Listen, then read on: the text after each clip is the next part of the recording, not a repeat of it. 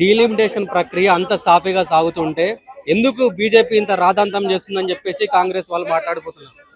రాద్ధాంతం అంటే డీలిమిటేషన్ ప్రక్రియ అనేదే మరి మేయర్ గారికి అసలు అవగాహన లేదంటున్నారు.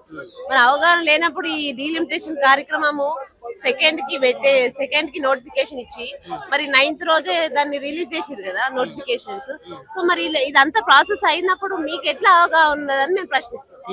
సో దీనివల్ల మళ్ళీ మా అందరి ప్రశ్నలు కూడా ఇంకా చాలా మటుకు మిగిలిపోయినాయి. మా కార్పొరేటర్స్ ఇంకా చాలా మంది కూడా ప్రశ్నించేది ఉంది. వాళ్ళు కూడా చెప్తామంటే ఎవరిని కూడా మైక్స్ కట్ చేయడం జరిగింది. అలాగే ఏంటంటే ముషిరాబాద్ అని మాది ఇప్పుడు ముషిరాబాద్ డివిజన్ లా ముషిరాబాద్ కాన్స్టిట్యున్సీ మొత్తంలో 6 డివిజన్లు. సో ముషిరాబాద్ కి 2 డివిజన్లుగా విభజించారు. ఒకటి బాబుజీ నగర్ అని ఒకటి ముషిరాబాద్ అని. సో ఏంటంటే బోలక్పూర్ 5 బూతులు తీసుకొచ్చి ముషిరాబాద్ లో మిక్స్ చేసారు. ఈ ముషిరాబాద్ లో 5 బూతులు ఎందుకు మిక్స్ చేసిరు? ఉన్నదే 48,000 ఓటర్లు మా ముషిరాబాద్ లో. దీంట్లో మిక్స్ చేసి ఇప్పుడు ఎవరి కోసము దీన్ని లబ్ధి పొందాలని చేసిరు. ఎందుకంటే మీ 2 డివిజన్లుగా విభజిస్తే ఎంత జనాభా ప్రాతిపదికన లెక్క చేస్తున్నారు? ఆల్మోస్ట్ మా 20,000 వస్తున్నాయండి. మళ్ళీ మిగతా ఈ అడిక్మేట్ గానీ కబడ్డీ కూడా గాంధీన సేమ్ అట్నే ఉన్నాయి. ఆ డివిజన్ మాత్రం ఏమి డిస్టర్బ్ చేయలేదు. మరి మా డివిజన్స్ డిస్టర్బ్ చేసింది. ఎందుకంటే మాది మొత్తం 3 డివిజన్స్ అన్నుకొని ఉంటాయి. బోలక్పూర్ గానీ, రామ్నగర్ గానీ, ముషిరాబాద్ గానీ. ఇప్పుడు ఇదంతా బోలక్పూర్ కి అనుకూలంగా అంటే ఎంఐఎం కి అనుకూలంగా వాళ్ళు దాని మ్యాప్ జియోగ్రఫీ చేసారు. ఎందుకంటే ఒక సీట్ వాళ్ళకి రావాలి. అందులో వాళ్ళు కాంగ్రెస్ వాళ్ళు అయినా సరే ఎంఐఎం అయినా సరే ఇద్దరికి ఒకరికొకరు సపోర్ట్. కాబట్టి ఇది రాజకీయ లబ్ధి. ఇది ఎంఐఎం కి వీళ్ళు దారు సలాంలో వీళ్ళందరూ కలిసి మీటింగ్ పెట్టి చాయ్ పానీ అన్ని తాగుకుంటా ఇవన్నీ చేసిన కార్యక్రమాలు. ఇవన్నీ ప్రక్రియ చేసిందే. మీరు ఎక్కడ చూసినా వాళ్ళు కూడా సొంతంగా ఇవాళ కౌన్సిల్ లో వాళ్ళు కూడా ఒప్పుకున్నారు. ఇదంతా ఒక వర్గానికి లబ్ధి పొందేలా చేసిరు అని చెప్పి జరుగుతే హైదరాబాద్ మహానగరం విశ్వవ్యాప్తంగా ఇంకా అభివృద్ధి చెందుతుంది.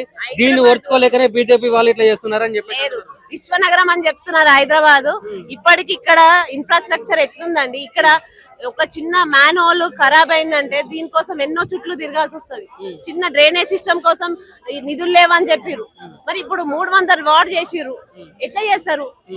ఎక్కడి నుంచి తెస్తారు?